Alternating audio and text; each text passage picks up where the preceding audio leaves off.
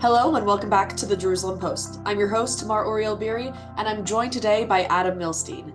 He's an Israeli-American real estate investor, lobbyist, and philanthropist, and the co-founder of the Adam and Gila Milstein Family Foundation, a nonprofit that aims to strengthen the state of Israel and its ties to the United States, as well as to strengthen the Jewish identity of American Jews and their connection to Israel. Adam, thank you for joining us today. Hello, Tamar. Happy to be here.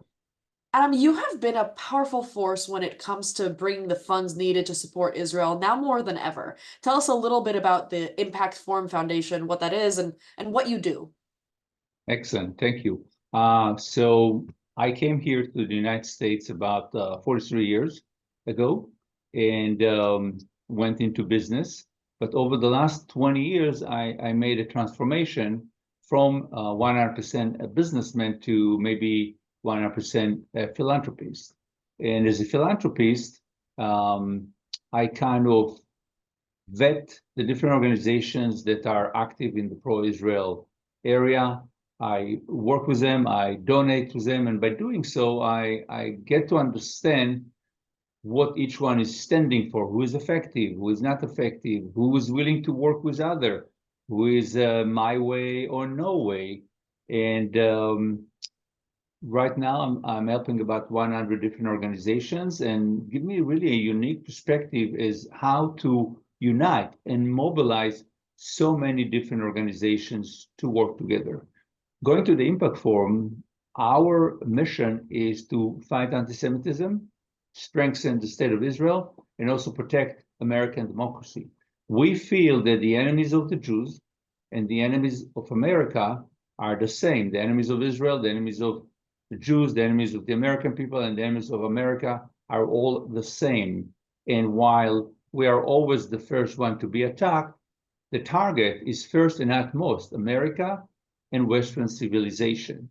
So in order to execute this vision, we have been vetting many organizations that are active in this field.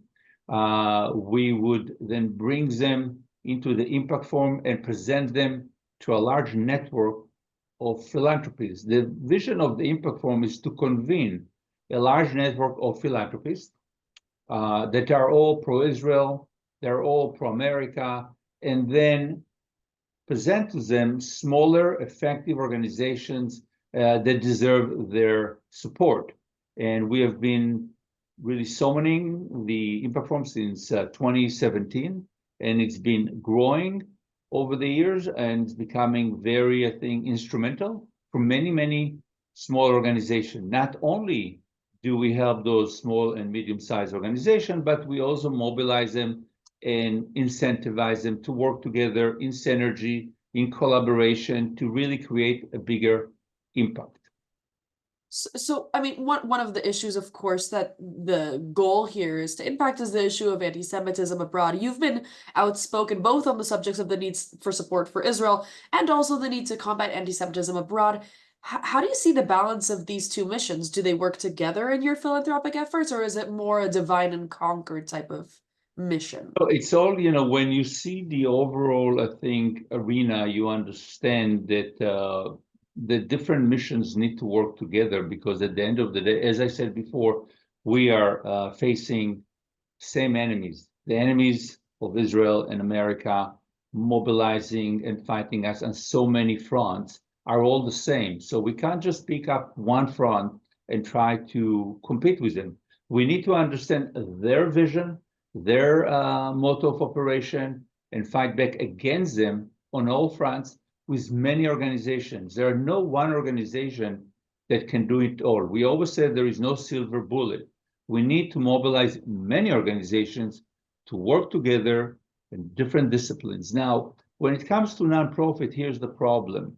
They need to fundraise. And in order to fundraise, they try to take credit for things that maybe others did. They're not willing to collaborate. They're not willing really to reach out to other organizations and do joint campaigns together. I always saw that if we philanthropists come to those organizations and say, listen, guys, you're doing phenomenal, but we would like you to work together. And in order really to put our money where our mouth is, we will give you money, provided that you work with others. And this is exactly what we're executing in the Impact Forum. We are really bringing organizations, and with all our philanthropic power, which is not just me, it's the hundreds of people that come from time to time, we are supporting the organizations and we're asking them to work together for a bigger impact. So you're really the glue that's holding it all together. It's a good definition. I think I was given this title many years ago. I'm not sure I'm the glue of everything, but I am definitely a connector, a mobilizer, and really try to think outside of the box and do things that others don't do. So I understand that, it is the same issue all in all, the issue of anti-Semitism and the issue of, support for Israel, or rather the lack of support for Israel. So, but nevertheless, are there different methods for gathering philanthropic funds for each individual issue, or is it kind of more of the same? Well, I think after the October, for me, it was much before, but after the October 7, it became pretty clear that anti-Israel, anti-Zionism is anti-Jewish. It's anti-Semitism. When you see the people that are demonstrating violently in the streets and on American campuses, they don't care if a Jewish student is pro-Israel or not. Jews are Jews and Jews are the enemy. And I think more and more people understand that it's the same thing, really. Anti-Semitism and anti-Israel is the same thing. So that's why, our mission was always to fight anti-Semitism. Now, strengthening the state of Israel, you don't just do by fighting anti-Semitism. You also need to, I think, communicate the truth about Israel, communicate about Israel conduct in a way that people resonate with it. It's not just to fight our enemies, but we also have to do our positive campaigns at the same time. And of course, strengthen different Israeli organizations that are strengthening the nation and also fighting in the outside fronts. So speaking of which, when it comes to raising funds for Israel in the middle of a war, where does that typically go? I can tell you what we have done in the Impact Forum. So clearly, after the war started, a lot of Jewish organizations raised many, many millions, if not hundreds of millions, in order to help Israel in the war. So all the legacy organizations raised hundreds of millions of dollars. The small organization did not raise that amount of time, that amount of money, and they have been really struggling to gain support because most of the big money went into the bigger organizations. So in the Impact Forum right now, we are featuring organizations that are supporting the war effort in Israel, mostly army units, as well as organizations that are fighting anti-Semitism in the United States. So for example, we have brought to the Impact Forum Maglan, we brought to the Impact Forum Sayeret Matkal, we brought to the Impact Forum other units of the army, we brought to the Impact Forum Brothers and Sisters for Israel, we brought to the Impact Forum the Thank Israeli Soldiers. So we're bringing organizations that either supporting combat army units or helping terror victims or helping soldiers outside of the army. At the same time, we brought many organizations that fight anti-Semitism here in the United States. We brought StopAntisemitism.org, we brought the Brandeis Center, we brought Cyberwell, if you're familiar with it. We brought Stand With Us, we brought the Israel on Campus Coalition. So we have kind of split the organization that we present in the Impact Forum post the war to organizations that support the state of Israel, the soldier, terror victims, and organizations that fight anti-Semitism here in the United States. It's not an easy task at all, especially now with philanthropic organizations having reported struggling to raise money as of late. And it's in part related to the war. Are you seeing this effect in the Impact Forum? Is there a return in donors now?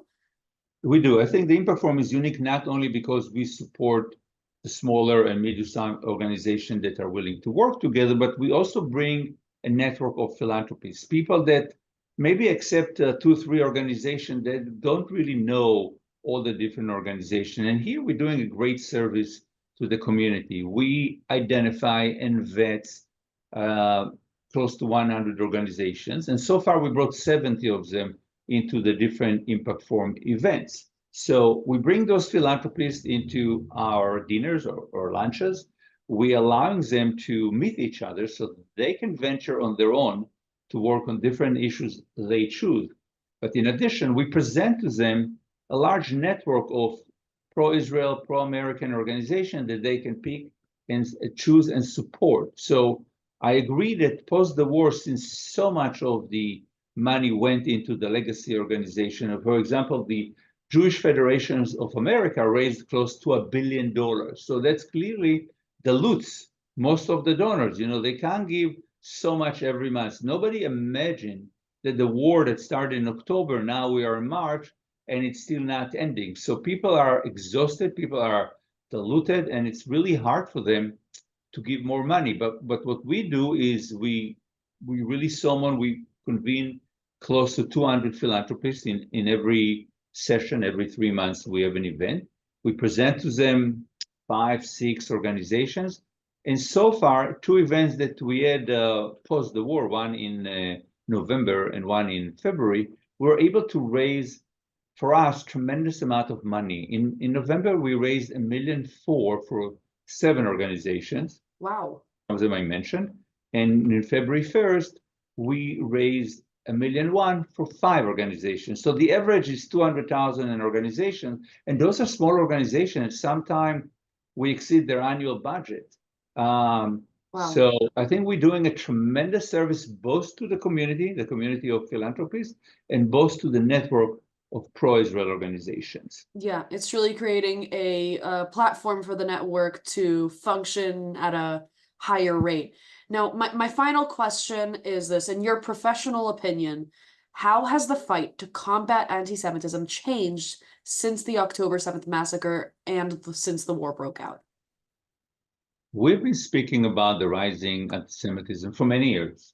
And, I started speaking about it maybe 8 years ago. And people were blaming me for anti-Semitism. They claimed that because I speak about it and I try to alert the community, I'm actually creating anti-Semitism. Because I didn't speak, there will be no anti-Semitism. So I've been an alarmist for many years. I wrote about it extensively. Some of the articles appeared in the Jerusalem Post. And I think today, post the October 7th, many people in the Jewish community agree that I was right. And they come to me and say, Adam, you were right. You're probably very happy. I'm not very happy, of course, that I was right. But if I was smart enough to see the problem 10 years ago, 8 years ago, I try now to use my knowledge, my experience, and my philanthropic power in order to find maybe ways we can fight back. As to the Jewish community, yeah, they're waking up, understanding that anti-Semitism is here. It's nothing to do with Israel. It's anti-Jewish. They feel betrayed by their progressive friends. So we see a movement of liberal Jews moving from the left maybe to the center, but still they're not with us completely, at least not all of them. I read articles and I see what they're speaking, and they're still blaming white supremacists for anti-Semitism. While white supremacists have always been anti-Semites, and they will always be anti-Semites, what we see today in the streets, the demonstration, the riots, the harassment, is not coming from neo-Nazis or white supremacists. It's coming from people from the left and from Muslim people, or what I like to call the Islamo-leftist alliance.